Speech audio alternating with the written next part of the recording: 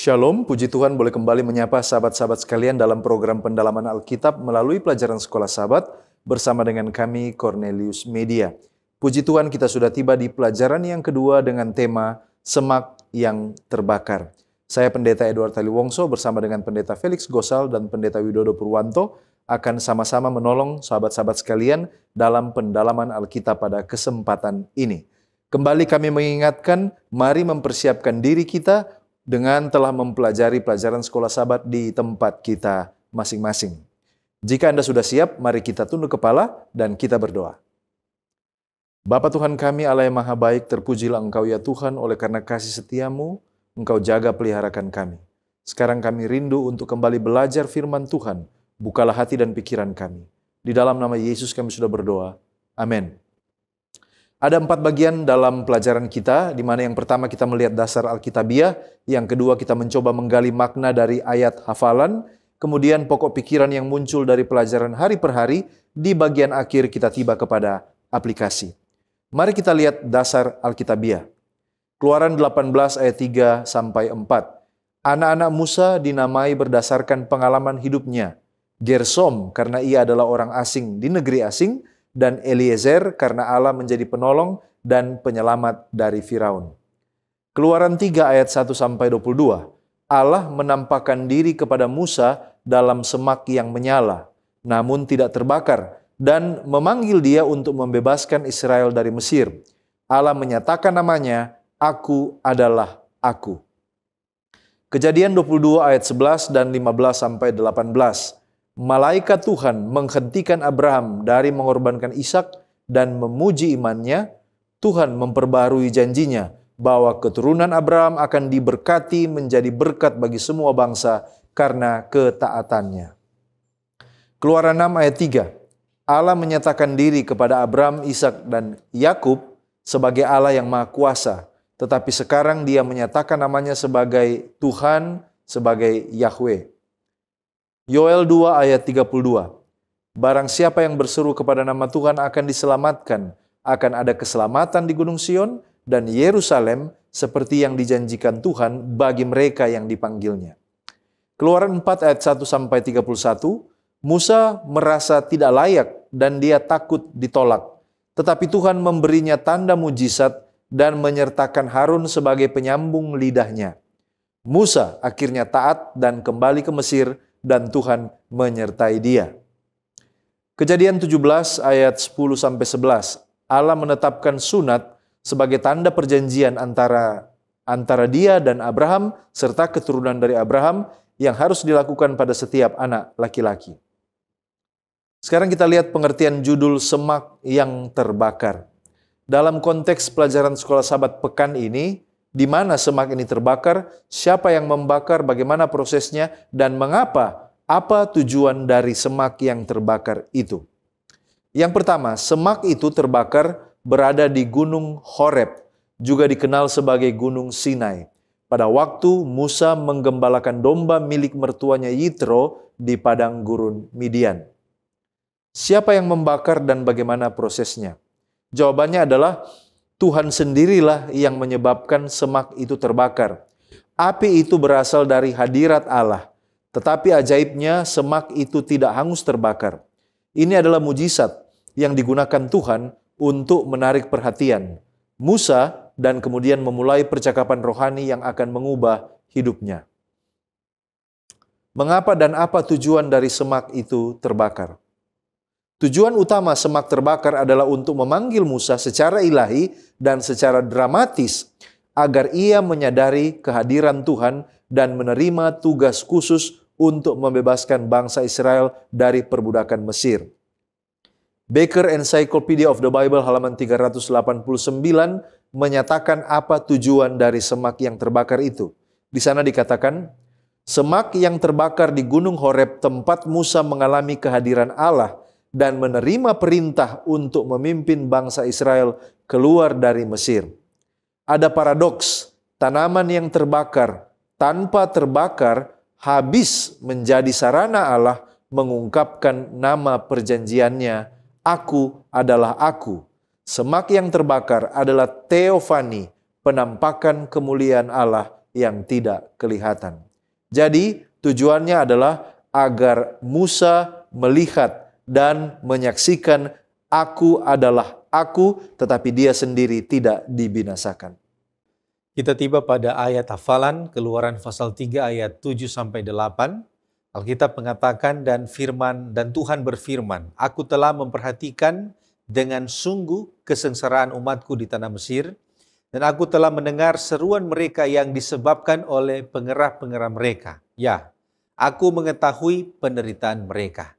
Sebab itu aku telah turun untuk melepaskan mereka dari tangan orang Mesir dan menuntun mereka keluar dari negeri itu ke suatu negeri yang baik dan luas, suatu negeri yang berlimpah-limpah susu dan madunya, ke tempat orang Kanaan, orang Het, orang Amori, orang Feris, orang Hewi, dan orang Yebus.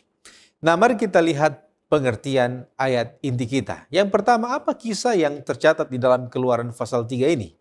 Nah, saudara, Keluaran pasal 3 ini menceritakan panggilan Allah kepada Musa di Gunung Horeb atau Gunung Sinai saat dia sementara mengembalakan kawanan domba mertuanya Yitro orang Midian itu. Di dalam penampakan di semak duri yang menyala, Tuhan menyatakan bahwa dia telah melihat kesengsaraan dan penderitaan bangsa Israel di Mesir dan mendengar seruan mereka oleh karena penindasan. Dan Allah memilih Musa untuk pergi ke Firaun, memimpin umatnya keluar dari perbudakan menuju tanah yang dijanjikan, yaitu tanah Kanaan. Meskipun awalnya ragu dan merasa tidak mampu, Musa kemudian dihibur dengan janji penyertaan dan kuasa Allah yang menyertai panggilannya. Nah, saudara, apa pengertian aku telah memperhatikan dengan sungguh-sungguh, aku telah mendengarkan seruan mereka, aku mengetahui penderitaan mereka. Nah, saudara, 3 kata kerja ini menyeratkan jika Tuhan melihat, Tuhan mendengar, dan Tuhan tahu penderitaan bangsa Israel. Douglas Stuart di dalam New American Commentary halaman 117 mengatakan, dengan 3 kata kerja, Allah menyatakan belas kasihannya. Sesungguhnya aku telah melihat, aku telah mendengar, dan aku telah melihat.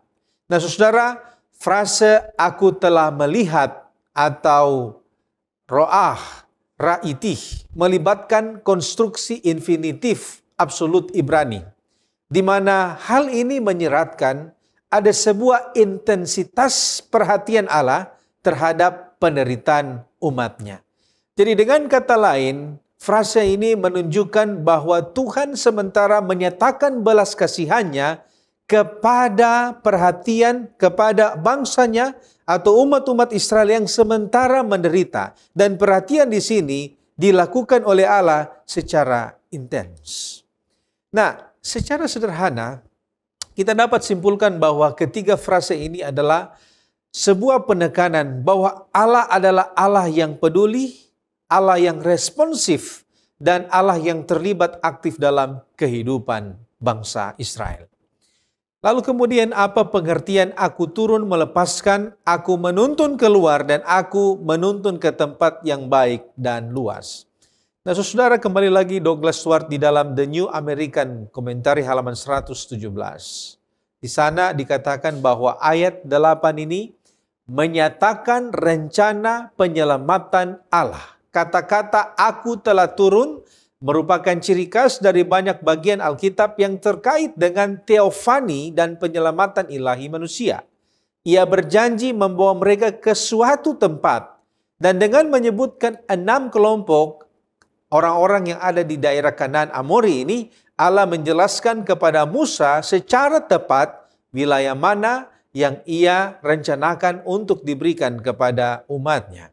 Walter Kaiser di dalam The Expositor's Bible Commentary halaman 316 mengatakan dia adalah pribadi yang hidup, yang dapat dan memang mengikuti arus peristiwa manusia, dan yang dapat dan memang terkadang secara langsung campur tangan dalam urusan manusia. Jadi frase-frase akhir ini menunjukkan bahwa Tuhan terlibat secara langsung di dalam segala urusan manusia, entah itu sukacita mereka dan duka cita mereka. Kita berpindah pada pokok pembahasan semak yang terbakar yang didasarkan pada Keluaran 3 ayat 2-4. Dari kisah ini kita mungkin bertanya, mengapa di semak yang terbakar dikatakan malaikat Tuhan yang menampakkan diri, namun yang berkata atau berbicara kepada Musa saat itu adalah Allah? Apakah malaikat Tuhan menyerupai Allah atau Allah menyerupai malaikat Tuhan? Kemudian di ayat 4, mengapa saat nama Musa dipanggil ia menjawab, "Ya Allah"? Mengapa nampaknya Musa sudah tahu bahwa itu suara Allah padahal yang menampakkan diri di Keluaran 3 ayat 2 adalah malaikat Tuhan? Penggunaan frase malaikat Tuhan untuk menunjuk kepada pribadi ilahi, Tuhan atau Allah, khususnya dalam perjanjian lama biasanya bergantung pada konteksnya. Konteks Keluaran pasal 3 menyatakan bahwa malaikat Tuhan yang menampakkan diri kepada Musa di semak yang terbakar itu ialah Tuhan sendiri. Ayat 4 menyatakan bahwa itu adalah Allah yang kemudian berfirman kepada Musa. Konteksnya semakin jelas di ayat 6a, lagi ia berfirman, "Akulah Allah ayahmu, Allah Abraham, Allah Ishak, dan Allah Yakub." Ayat-ayat selanjutnya lebih menegaskan tentang hal ini khususnya di ayat 14. Andrews Bible Commentary halaman 203 katakan wujud yang muncul dalam nyala api yang ditempatkan di tengah-tengah semak belukar yang tidak habis dimakan api tidak lain adalah Yahweh atau Tuhan Allah. Lebih spesifik lagi, Seventh-day Adventist Bible Commentary volume 1 halaman 509 menjelaskan bahwa konteksnya membuat jelas bahwa malaikat Tuhan ialah Tuhan sendiri, pribadi kedua kealahan. Sudah sejak zaman Abraham, Tuhan telah menyatakan dirinya dalam bentuk dan nama ini, yaitu maksudnya malaikat Tuhan. Jadi bukan malaikat Tuhan menyerupai Allah, tapi Allah menyatakan diri dalam bentuk dan nama malaikat Tuhan, karena sesungguhnya istilah malaikat bahasa Ibraninya malak, konteksnya ialah seorang utusan. Nah, penggunaan istilah malaikat Tuhan untuk Allah sendiri dalam pernyataan dirinya kepada manusia menurut The Oxford Bible Commentary adalah sebuah hal yang umum. Contoh dalam Kejadian 16, malaikat Tuhan menjumpai Hagar yang melarikan diri dari Sarai, nyonyanya. Yang disebut malaikat Tuhan ternyata adalah Tuhan sendiri di sini. Kejadian 16 ayat 13 bagian A berkata, kemudian Hagar menamakan Tuhan yang telah berfirman kepadanya itu dengan sebutan Engkaulah El Roi.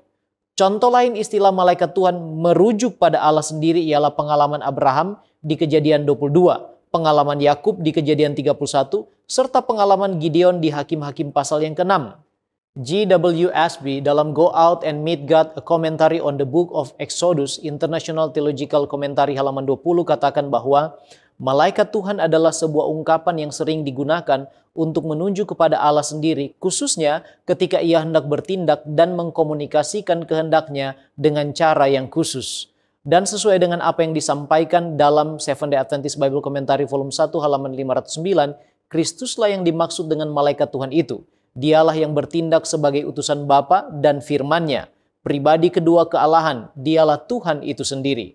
Hal ini juga digambarkan dalam Keluaran 23 ayat 20 dan 21 tentang malaikat yang diutus berjalan di depan untuk memimpin dan melindungi bangsa Israel. Alfa Omega Jilid 1 halaman 366 mengatakan bahwa selama masa pengembaraan Israel, Kristus di dalam tiang awan dan api adalah pemimpin mereka. Sekalipun ada lambang-lambang yang menunjukkan kepada seorang juru selamat yang akan datang, bersama dengan mereka itu ada juga seorang juru selamat yang hadir, yang telah memberikan kepada Musa perintah bagi bangsa itu, dan yang telah ditetapkan di hadapan mereka sebagai satu-satunya saluran berkat. Dialah malaikat perjanjian, the Angel of Covenant, yang dimaksud dalam Malia ketiga ayat 1 dan 2. Nah, mengenai jawaban Musa, ya Allah, dalam terjemahan bahasa Inggris hanyalah here I am. Dalam bahasa Ibrani, hineni. Menurut Douglas K. Stewart, dalam New American Commentary, dalam buku Exodus halaman 113 dan 114, jawaban Musa hineni atau here I am adalah sebuah jawaban standar yang tidak mengandung arti khusus.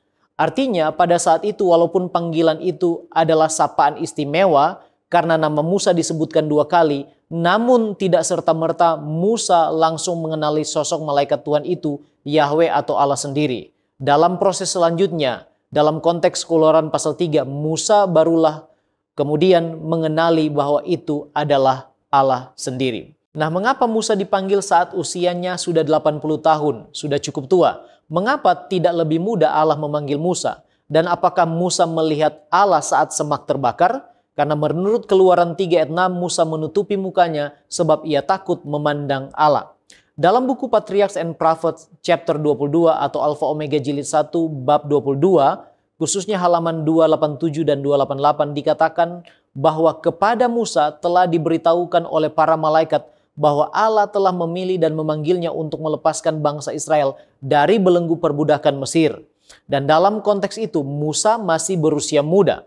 Namun saat itu pandangannya masih keliru terhadap panggilan Tuhan kepadanya. Halaman 291 katakan bahwa Musa belum bersedia untuk tugasnya yang besar itu. Ia masih harus mempelajari pelajaran yang sama tentang iman yang telah diajarkan kepada Abraham dan Yakub untuk tidak bersandar kepada kekuatan manusia atau kebijakan manusia, tetapi kepada kuasa Allah bagi kegenapan janji-janjinya. Artinya pada usia mudanya sampai usia 40 tahun, dengan pendidikan di Mesir, Musa belum siap dan matang untuk panggilan Allah itu. Itulah sebabnya dalam pelariannya dari Mesir ke Midian, ia memasuki sekolah Allah dan masa pelatihan yang akan mempersiapkannya bagi panggilan Allah, tugas yang besar itu. Halaman yang sama katakan bahwa hikmat yang tidak terbatas itu telah memanggil dia yang akan menjadi pemimpin bangsanya untuk memakai jangka waktu 40 tahun itu di dalam pekerjaan yang rendah sebagai seorang gembala. Kebiasaan untuk menjaga, kebiasaan untuk melupakan diri, serta memelihara kawanan dombanya itu, bila dikembangkan akan menyediakan dirinya untuk menjadi gembala Israel yang berbelas kasihan dan panjang sabar. Inilah yang menyebabkan periode kepemimpinan Musa untuk menjalankan panggilan Tuhan mulai efektif pada saat usianya 80 tahun. Dalam konteks semak yang terbakar, Keluaran 3, tidak ada pernyataan langsung Musa melihat Allah. Malaikat Tuhan atau Tuhan sendiri menampakkan diri di dalam nyala api yang keluar dari semak duri.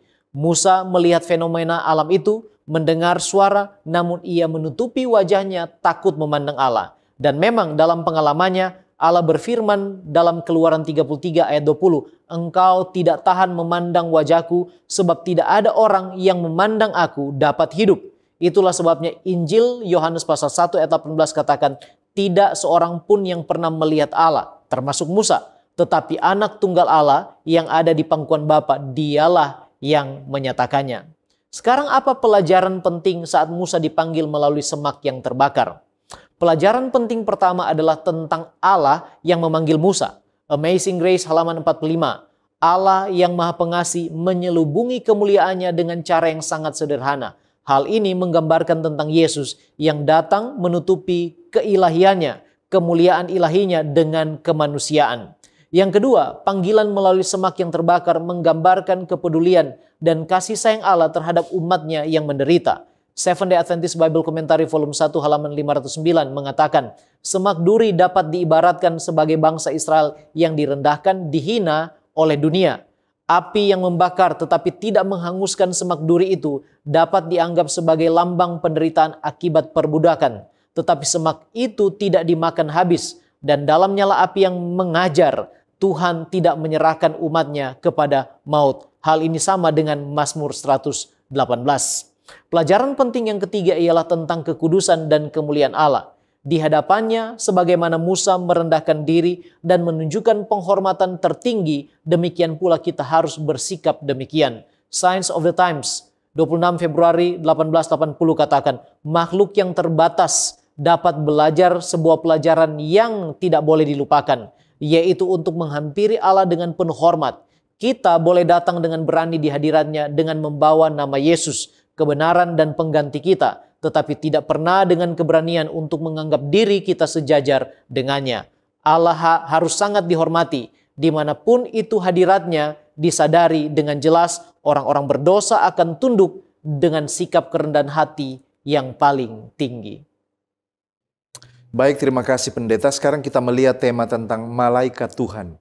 Apa arti malaikat? Mengapa malaikat Tuhan ini penggambaran Yesus Kristus? Nah, secara harafiah, kata malaikat itu artinya utusan atau messenger dari bahasa Ibrani malak dan dari bahasa Yunani angelos, yaitu makhluk yang diutus Allah untuk menyampaikan pesan dan melakukan kehendaknya.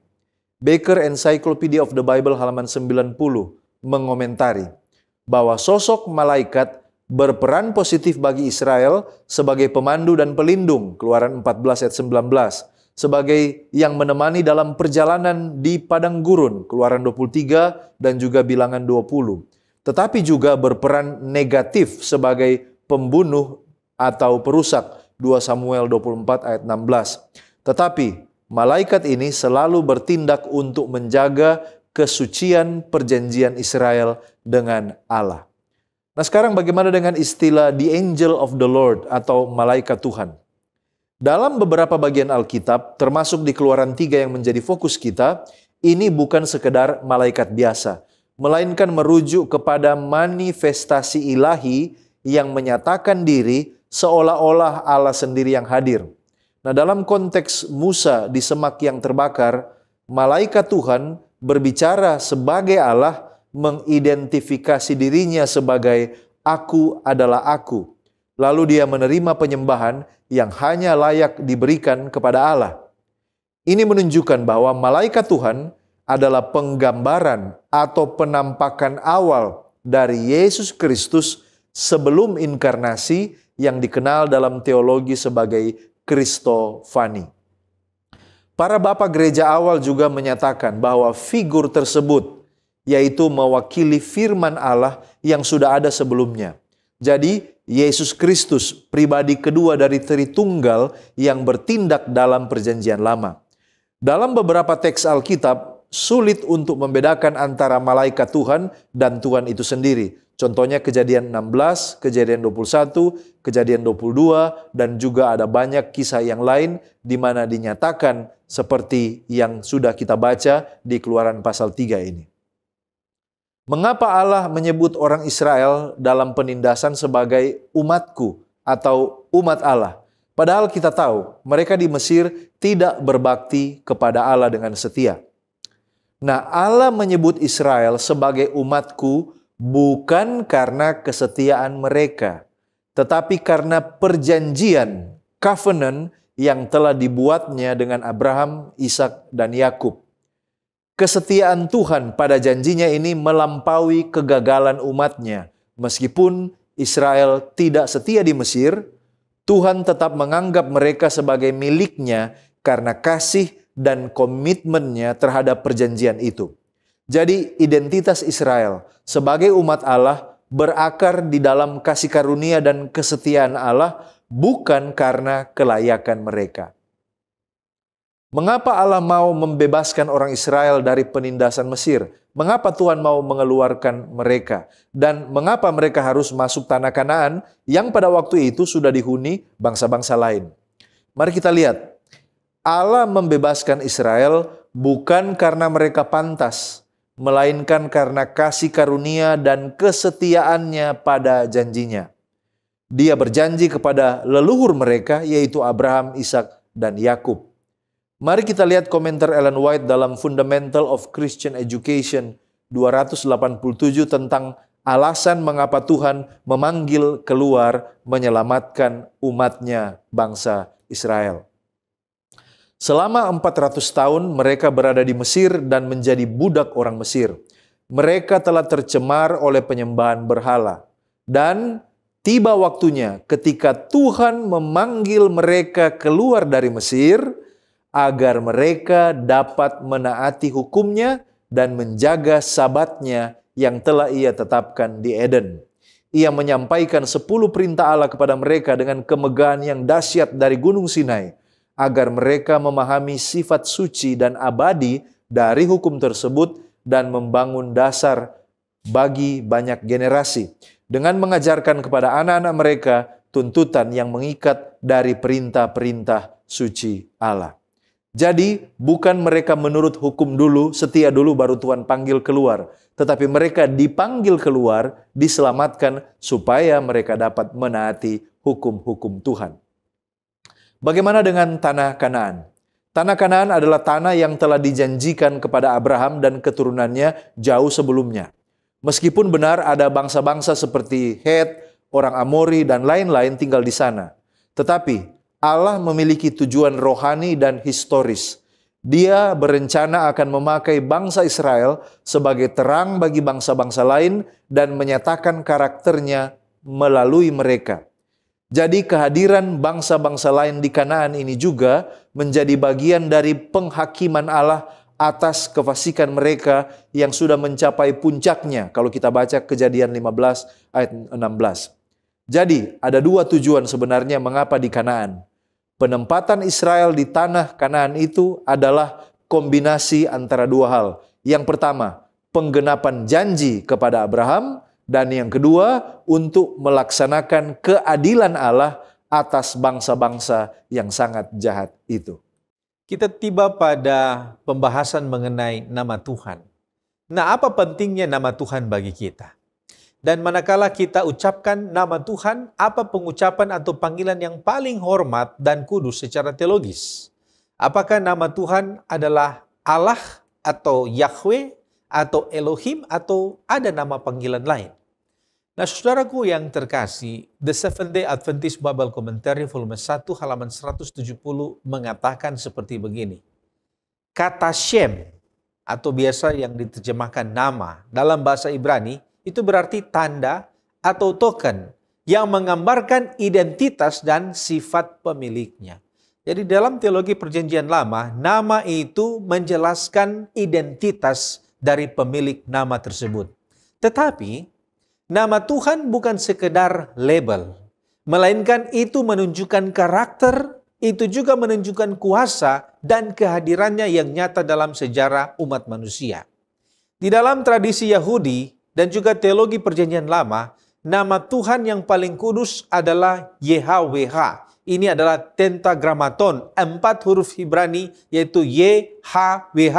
Ini berasal dari pernyataan aku adalah aku.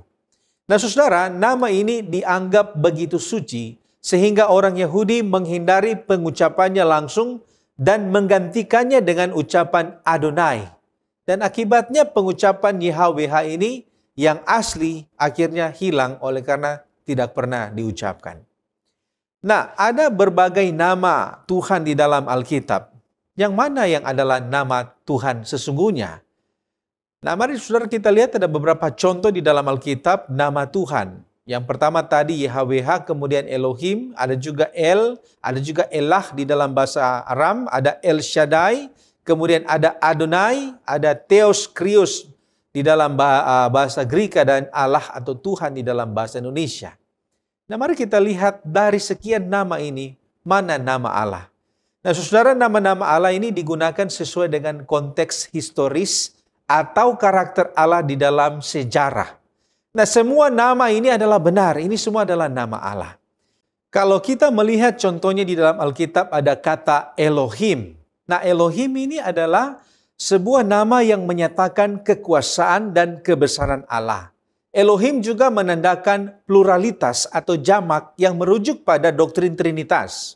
Dan ini muncul dalam kisah penciptaan Kejadian pasal 1 yang mengkonfirmasi keberadaan 3 pribadi kealahan dalam proses penciptaan. Nama ini juga selain digunakan dalam Alkitab dalam konteks penciptaan, juga sering digunakan dalam konteks kekuasaan dan keadilan. Kemudian ada nama El Shaddai yang artinya Allah yang maha kuasa dan maha pemberi berkah. Ada Adonai, arti Adonai itu adalah Tuhan atau majikan, menandakan bahwa Tuhan itu adalah Tuhan yang berdaulat. Tetapi dari semua nama-nama yang dituliskan, nama Allah yang primer itu adalah tetragrammaton YHWH. Ini adalah nama personal yang menyatakan keberadaan dan kesetiaan Allah. Ini adalah nama yang paling sakral.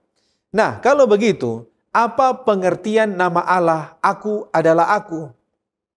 Nah, di dalam tradisi Yahudi dan juga teologi Perjanjian Lama, nama Allah yang kudus ini, YHWH atau tetragrammaton YHWH ini berasal dari pernyataan I am that I am atau Ehye Asher Ehye yang sering diterjemahkan di dalam bahasa Indonesia yaitu aku adalah aku atau bisa juga diterjemahkan aku yang ada.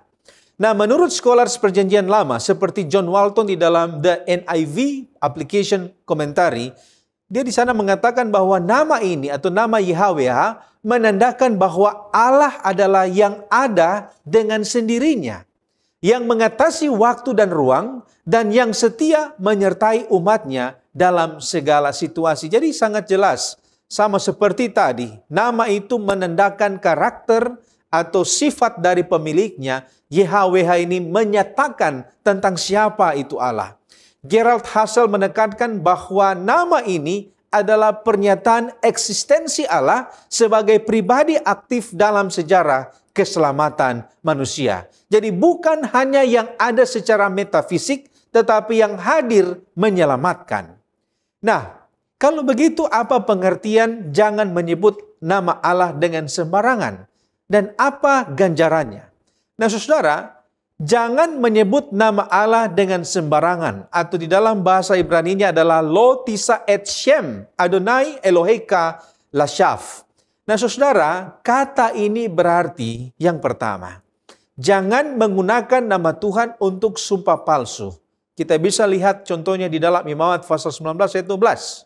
Kemudian yang kedua, jangan mengklaim nama Tuhan tanpa hidup sesuai dengan karakternya. Artinya kita sering mengatakan nama Tuhan, kita mengkhotbahkan nama Tuhan, tetapi kita tidak hidup seperti karakter Tuhan. Kemudian yang ketiga, jangan menyalahgunakan nama Tuhan untuk kepentingan pribadi atau manipulasi. Testimonies for the Church, volume 5, halaman 500 di sana, Ellen G. White mengatakan, nama Tuhan harus diperlakukan dengan penuh hormat. Jangan sekali-kali diucapkan dengan sembrono atau tanpa perenungan. Bahkan dalam doa sekalipun, kita harus menghampirinya dengan rasa takut dan gentar. Keluaran pasal 20 ayat 7 bagian B mengatakan, sebab Tuhan akan memandang bersalah orang yang menyebut namanya dengan sembarangan. Kalau kita melihat Imamat pasal 24 ayat 16, kita akan melihat bahwa Alkitab mengatakan ada hukuman mati bagi mereka yang melanggar kesucian nama Tuhan. Douglas Stuart mengatakan bahwa apa yang sementara dijelaskan ini adalah, atau apa yang dicatatkan di dalam Keluaran pasal 20 ayat 17, bahwa Tuhan akan memandang bersalah orang yang menyebut namanya dengan sembarangan, bahwa ini adalah sebuah atau salah satu dari sedikit perintah di dalam 10 firman yang tidak menyebutkan tentang pengampunan secara langsung, di mana ini menunjukkan betapa seriusnya dosa ini dalam pandangan ilahi. Sekarang kita pindah kepada pokok pembahasan 4 alasan. Dalam konteks pelajaran sekolah Sabat, apa 4 alasan Musa untuk menolak panggilan Allah? Yang pertama, alasan tentang dirinya sendiri. Siapakah aku?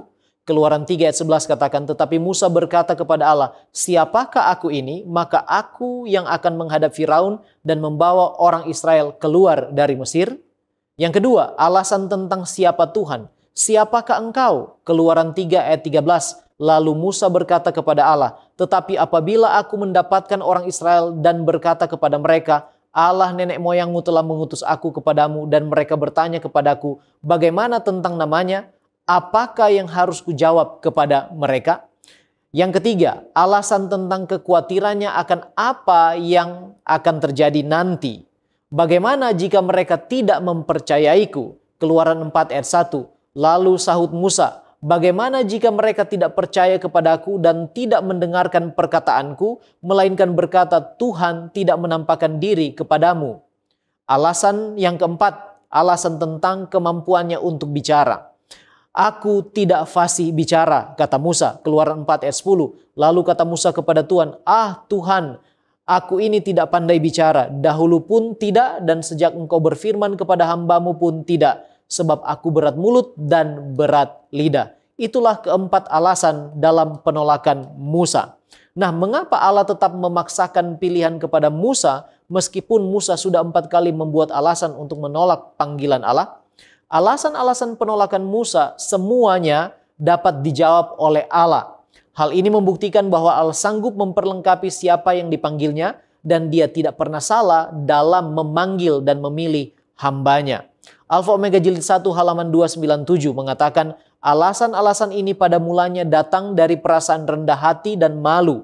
Tetapi setelah Tuhan berjanji akan meniadakan segala kesulitan itu dan memberikan kepadanya sukses yang terakhir, maka dalih serta persungutan yang selanjutnya bahwa ia tidak layak menunjukkan bahwa ia tidak percaya kepada Tuhan. Itu menyatakan adanya satu perasaan takut bahwa Allah tidak sanggup untuk melayakkan dia bagi tugas yang besar untuk mana Allah telah memanggil dia, atau bahwa ia, Tuhan, telah berbuat satu kesalahan di dalam memilih orangnya. Nah, sekarang apa pelajaran penting bagi kita dari kisah Musa yang menolak panggilan Allah meskipun akhirnya menerima?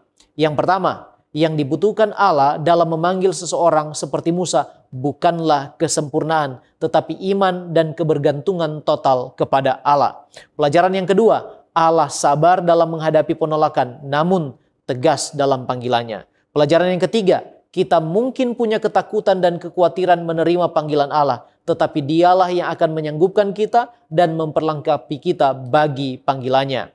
Dalam buku Ye Shall Receive Power halaman 257, pena inspirasi katakan penyerahan dan kerendahan hati selalu menjadi ciri khas dari orang-orang yang telah Allah percayakan tanggung jawab penting dalam pekerjaannya. Panggilan ilahi kepada Musa di padang gurun membuatnya tidak bersandar pada dirinya sendiri. Dia menyadari ketidaklayakannya untuk posisi yang telah Allah panggil, tetapi setelah menerima panggilan itu, ia menjadi alat yang dipoles di tangan Allah untuk menyelesaikan pekerjaan terbesar yang pernah dipercayakan kepada manusia. The Signs of the Times 11 Agustus 1881 mengatakan juga, terlibat dalam pekerjaan seperti itu, orang yang lemah akan menjadi kuat, yang penakut menjadi berani, yang tidak tegas menjadi teguh dalam memutuskan. Masing-masing melihat pentingnya posisinya dan tanggung jawabnya, karena surga telah memilihnya untuk melakukan pekerjaan khusus bagi raja di atas segala raja. Sekarang kita melihat tema tentang sunat. Apa arti sunat? Mengapa harus disunat? Dan mengapa dalam peristiwa ini Musa hampir dibunuh oleh Allah hanya karena dia tidak melakukan sunat? Mengapa sunat begitu penting pada waktu itu? Mari kita lihat arti dari sunat. Sunat adalah tindakan memotong kulit katan anak laki-laki sebagai tanda lahiriah dari covenant, perjanjian antara Allah dan Abraham serta keturunannya menurut Kejadian 17 ayat 10-11. Tetapi ini bukan sekedar tindakan medis atau budaya. Ini adalah simbol penyerahan dan identitas umat pilihan Allah. Mengapa harus disunat? Sunat adalah syarat untuk mengambil bagian dalam berkat-berkat perjanjian yang Allah buat dengan bangsa Israel. Tidak melakukannya berarti mengabaikan perjanjian dan otoritas Allah. Sehingga tindakan itu sangat serius dalam konteks iman Israel. Dalam Earthman Dictionary of the Bible halaman 256 mengatakan, menurut kitab Kejadian, sunat pertama kali dilakukan oleh para bapak-bapak dan melibatkan semua laki-laki dalam rumah tangga, termasuk budak, bahkan orang asing yang tinggal di sana harus disunat agar dapat merayakan Paskah. Kejadian 34 ayat 13-24. Biasanya bayi laki-laki itu disunat pada usia 8 hari, Kejadian 17 ayat 12 dan Imamat 12 ayat 3. Lalu dia katakan, sunat menjadi tanda pembeda paling penting yang memisahkan orang Israel dari bangsa-bangsa sekitarnya. Ini merupakan persyaratan perjanjian Allah bersama dengan pengamalan Sabat dan juga hukum makanan. Sekarang kita lihat mengapa Musa hampir dibunuh oleh Allah hanya karena tidak menyunat anaknya. Sebagai pemimpin umat Allah, Musa diharapkan menunjukkan ketaatan total kepada perintah Allah. Mengabaikan sunat bagi anaknya menunjukkan ada kompromi dan ketidaktaatan yang melemahkan kewibawaannya sebagai seorang yang diutus oleh Allah. Ellen White dalam Patriarchs and Prophets halaman 256 memberikan komentar. Musa ingat bahwa ia telah mengabaikan salah satu perintah Allah. Ia telah lalai melakukan upacara sunat pada anak bungsunya. Ia telah gagal memenuhi syarat yang memungkinkan anaknya berhak menerima berkat perjanjian Allah dengan Israel. Dan kelalaian semacam itu dari seorang pemimpin terpilih, mereka tak dapat tidak melematkan kekuatan perintah ilahi bagi umat. Dari kisah ini menegaskan bahwa ketaatan pribadi tidak bisa dikompromikan bahkan oleh seorang pemimpin rohani, dan bahwa pemimpin harus menjadi teladan di dalam ketaatan. Muncul pertanyaan, mengapa sunat tidak dipraktekkan lagi oleh umat Kristen? Nah, dalam Perjanjian Baru, sunat tidak lagi diwajibkan secara rohani bagi orang percaya karena Kristus telah menggenapi makna simbolis dari sunat. Sunat jasmani digantikan oleh sunat hati, penyerahan diri kepada Allah secara total, menurut Roma 2 ayat 28-29 dan Kolose 2 ayat 11-12. Para rasul termasuk Paulus menegaskan bahwa keselamatan bukan berdasarkan upacara lahiriah, tetapi iman kepada Kristus, menurut Kisah 15 ayat 1-11 dan Galatia 5 ayat 6. Maka, sunat tidak lagi menjadi tanda perjanjian umat Allah dalam konteks Kristen. Sebaliknya, iman, pertobatan, baptisan yang menjadi tanda keikutsertaan seseorang di dalam New Covenant atau perjanjian baru. Tapi hal yang perlu kita ingat, Paulus tidak pernah membuat larangan bagi orang Kristen dari latar belakang Yahudi yang masih ingin terus melanjutkan praktek sunat. Dalam Dictionary of Later New Testament and its Development mengatakan, meskipun pada satu titik Paulus tampaknya menyangkal kelangsungan keabsahan ketaatan terhadap hukum Taurat, bahkan bagi orang Kristen Yahudi, Galatia 3 ayat 23-28, tetapi ia tidak sampai menyarankan agar mereka tidak melanjutkan sunat anak-anak mereka. Pernyataannya tentang adanya dua Injil, Galatia 2 ayat 7, menunjukkan bahwa ia mungkin saja merasa puas dengan gereja Yahudi yang terus melakukan sunat, tetapi ada catatan, asalkan hal itu tidak mengancam status orang-orang Kristen non-Yahudi yang tidak disunat.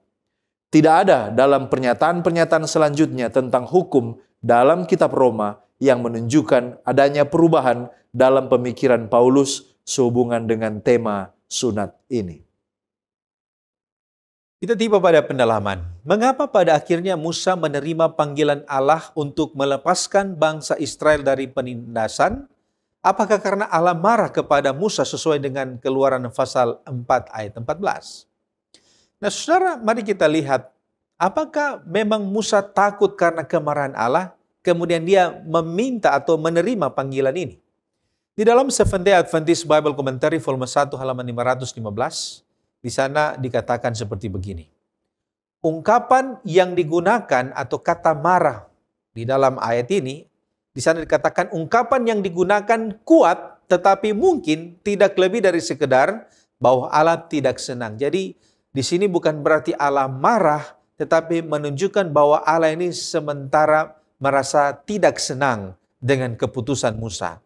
Di sana dikatakan selanjutnya, ia tidak menghukum Musa selain dengan membagi tanggung jawab yang seharusnya menjadi tanggung jawab Musa di antara kedua orang itu. Nah, apa artinya ini? Yang pertama, kemarahan Allah dalam Keluaran 4 ayat 14 bukanlah kemarahan destruktif atau penghakiman kekal. Melainkan ini adalah ekspresi ketidakpuasan Allah terhadap penolakan dan keraguan Musa yang terus-menerus. Kalau kita baca ini mulai dari Keluaran pasal 3 ayat 11, di sana Musa berkata, siapa aku ini? Ya, menunjukkan keraguan-raguan. Keluaran pasal 4 ayat 1, bagaimana jika mereka tidak percaya kepadaku? Keluaran pasal 4 ayat 10, aku bukan pandai bicara. Jadi ada beberapa seri yang menunjukkan bahwa Musa ini sementara ketakutan atau menolak, atau dia ini sementara ragu akan panggilan ini. Nah, setelah beberapa kali Allah menegaskan janji penyertaannya dan memberikan tanda-tanda, Musa juga masih ragu. Oleh karena itu di dalam Keluaran pasal 4 ayat 14 ini dikatakan, maka murkalah Tuhan terhadap Musa. Tetapi seperti yang telah kita bacakan tadi, kutipan dari Bible Commentary, ia tidak menghukum Musa, melainkan dengan membagi tanggung jawab. Apa artinya ini? Mari kita lihat nomor 2. Artinya adalah Tuhan tetap setia dan memenuhi rencananya. Tuhan menegaskan bahwa dia tidak sendiri dan Allah menyediakan bantuan, yaitu Harun yang adalah kakaknya sendiri. Orang yang sangat dekat dengan dia. Kakaknya yang mungkin selama ini adalah pelindung dia pada saat dia besar di keluarganya. Harun adalah orang yang ditempatkan oleh Allah di sisi Musa untuk mengatasi kelemahan Musa. Di sini Allah juga menegaskan bahwa dia sendiri yang akan menyertai Musa untuk memimpin lidahnya. Kita bisa lihat itu di dalam Keluaran pasal 4 ayat 12. Saudara, di dalam cerita ini bisa saja Tuhan menyingkirkan Musa karena terus menolak dan terus meragukan. Tetapi Allah tidak melakukan itu. Ia justru memahami kelemahan Musa dan menyediakan seorang yang akan menolong dia di dalam memimpin bangsanya keluar dari perbudakan. Di dalam cerita ini Musa akhirnya menerima panggilan Allah bukan hanya karena takut akan murkanya, tetapi di dalam konteks ini Musa kemudian menyadari bahwa Allah tidak akan mundur dari maksudnya dan juga Allah akan menyediakan penyertaan kepada Musa pada saat dia akan membawa bangsa ini keluar dari Mesir. Nah, kalau begitu, mengapa Allah menyuruh Musa membebaskan bangsa Israel dari penindasan, tetapi Allah telah menginformasikan bahwa Allah akan mengeraskan hati Firaun? Apa maksudnya? Nah, saudaraku yang terkasih, ada beberapa alasan kenapa Allah menginformasikan kepada Musa bahwa hati Firaun akan dikeraskan. Alasan yang pertama adalah supaya Musa tidak kecewa saat terjadi penolakan. Jadi ini adalah alasan Tuhan memberitahukan terlebih dahulu supaya ketika nanti pada saat Musa menghadap Firaun, Musa tidak kecewa dengan penolakan. Yang kedua, Allah ingin menunjukkan kuasanya melalui serangkaian mujizat dan kemenangan. Jadi harus ada masalah di sana, tetapi masalah ini bukan untuk merendahkan Musa, tetapi Musa akan melihat bagaimana kuasa dari Allah yang akan membawa kemenangan.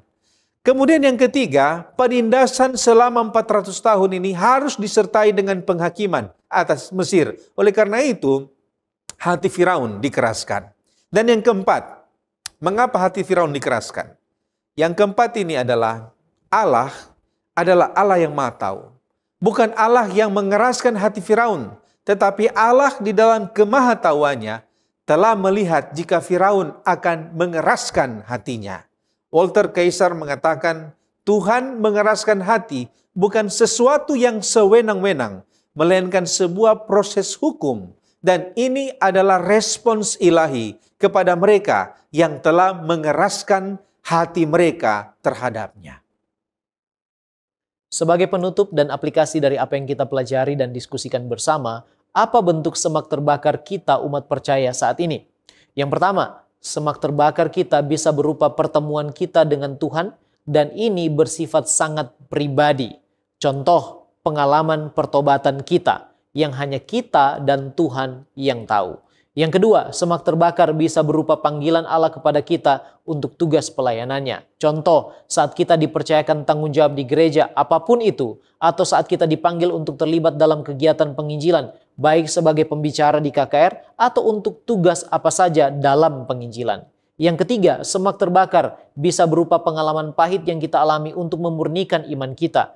Contoh penderitaan yang Tuhan izinkan kita alami untuk memurnikan dan meneguhkan iman kita kepadanya. Yang keempat, semak terbakar juga bisa berupa menggambarkan kemuliaan dan kekudusan Allah yang harus dihormati dalam sikap hormat, kerendahan hati, dan tunduk. Contoh, sikap kita dalam tempat perbaktian atau gereja haruslah penuh hormat, sopan, dan rendah hati kepadanya.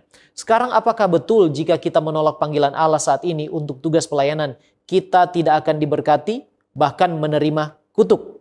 Masalah kutuk dan berkat itu tergantung Tuhan. Tetapi pena inspirasi katakan dalam buku You Shall Receive Power halaman 257, seseorang akan memperoleh kekuatan dan efisiensi ketika ia menerima tanggung jawab yang Allah berikan kepadanya dan dengan segenap jiwanya berusaha memenuhi syarat untuk memikul tanggung jawab itu dengan benar.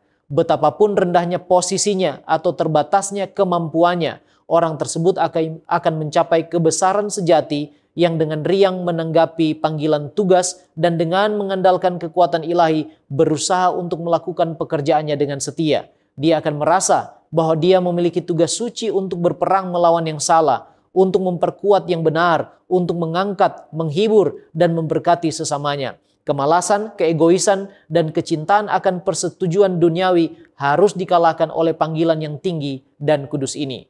Apa yang disampaikan di sini saudaraku ialah bahwa ada keuntungan besar ketika kita menerima panggilan Allah untuk tugas pelayanan khususnya berkat rohani, yaitu untuk melatih kita menghadapi peperangan iman setiap hari dan untuk mempersiapkan kita bagi kehidupan yang kekal. Sementara menolak panggilan Allah untuk pelayanan kita akan kehilangan berkat yang hanya bisa kita dapatkan dalam tindakan menerima panggilan Allah untuk pelayanan.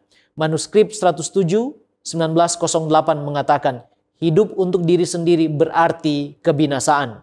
Ketamakan, keinginan untuk mendapatkan keuntungan bagi diri sendiri akan memisahkan jiwa dari kehidupan. Adalah roh iblis untuk mendapatkan dan menarik bagi diri sendiri. Adalah roh Kristus untuk memberi, untuk mengorbankan diri demi kebaikan orang lain. Jadi marilah kita menerima panggilannya seperti Musa dan membiarkan Dia, Allah, membentuk kehidupan kita agar berkat-berkat rohani kita alami dalam kehidupan kita dan kita mengikuti roh Kristus, yaitu untuk melayani sesama dan hidup dalam kebenaran. Mari kita tunduk kepala dan kita satu dalam doa. Bapa kekal Allah kami yang bertahta di sorga, kami bersyukur memiliki Allah yang baik dan setia seperti Engkau. Engkau beri kami kesempatan untuk belajar daripadamu. Tolong kami oleh pertolongan Roh Kudus ya Tuhan, supaya kami dimampukan mempraktekkan apa yang kami pelajari di dalam kehidupan kami sehari-hari, sambil kami mempersiapkan diri bagi kedatangan-Mu yang tidak lama lagi. Kami lemah dan berdosa, Tuhan ampuni, sucikan, tahirkan kami, dan beri kami kuasa yang asalnya dari sorga, supaya hari lepas hari hidup kami dibentuk oleh tangan-Mu yang penuh kasih dan kuasa. Terpujilah Engkau Tuhan, berkatilah kami semua. Di dalam nama Yesus kami sudah berdoa. Haleluya. Amin.